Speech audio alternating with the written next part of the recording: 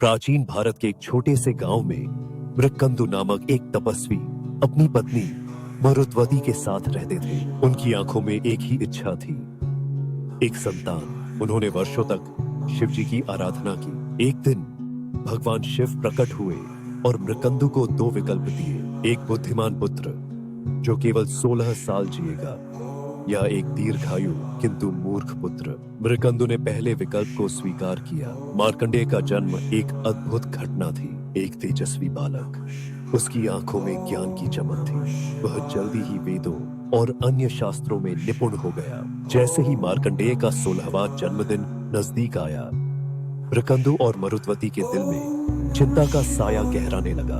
क्या वे अपने बेटे को खो देंगे? मार्कंडेय ने अपने अंतिम दिन को शिव की भक्ति में समर्पित करने का निश्चय किया। वह अपने ध्यान में पूर्ण रूप से लीन हो गए। शिवलिंग की ओर देखते हुए यमराज, मृत्यु के देवता, अपने दूतों के साथ आए, लेकिन मार्कंडेय की भक्ति ने उन्हें रोक दिया।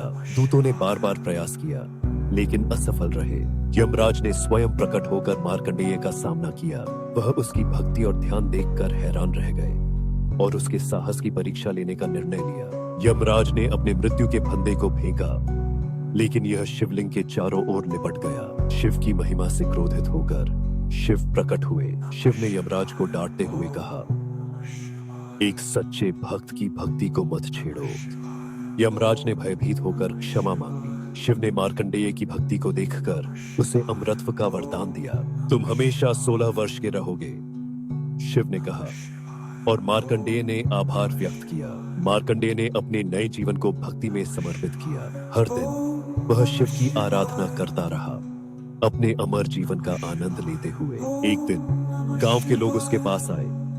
उसकी विद्या और भक्ति की कहानियां सुनने मार्कंडेय ने उन्हें ज्ञान का प्रकाश दिया। कई वर्षों बाद यमराज ने फिर से मार्कंडेय को देखने का निर्णय लिया। उन्होंने उसकी भक्ति को और गहराई से समझा। मार्कंडेय ने यमराज से कहा, भक्ति में ही शक्ति है, मृत्यु भी नहीं।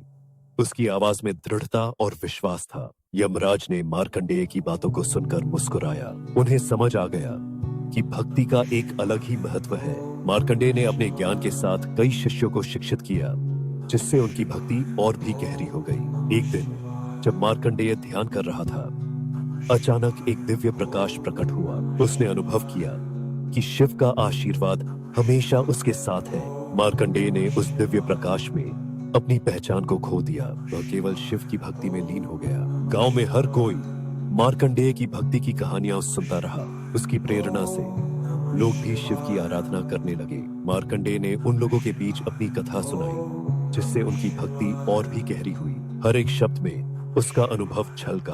यमराज ने फिर से मार्कंडेय से मिलने का निश्चय किया। इस बार वह उसे एक नई चुनौती देने आए थे। यमराज ने मार्कंडेय से कहा, क्या तुम अपनी भक्ति को एक और परीक्षा में साबित कर सकते हो? मार्कंडेय ने दृढ़ता से उत्तर दिया, मैं तैयार हूं। यमराज ने उसे एक कठिन प्रश्न दिया, जो भक्ति और ज्ञान का परीक्षण करता था। मार्कंडेय ने गहरी सोच में लीन होकर उत्तर दिया। मार्कंडेय का उत्तर सुनकर यमराज ने उसे सराहा। उसने फिर से भक्ति की शक्ति को समझा। यमराज ने कहा, तुम्हारी भक्ति ने मुझे भी सिखाया है। मैं तुम्हें अब और सम्मान के साथ देखूंगा।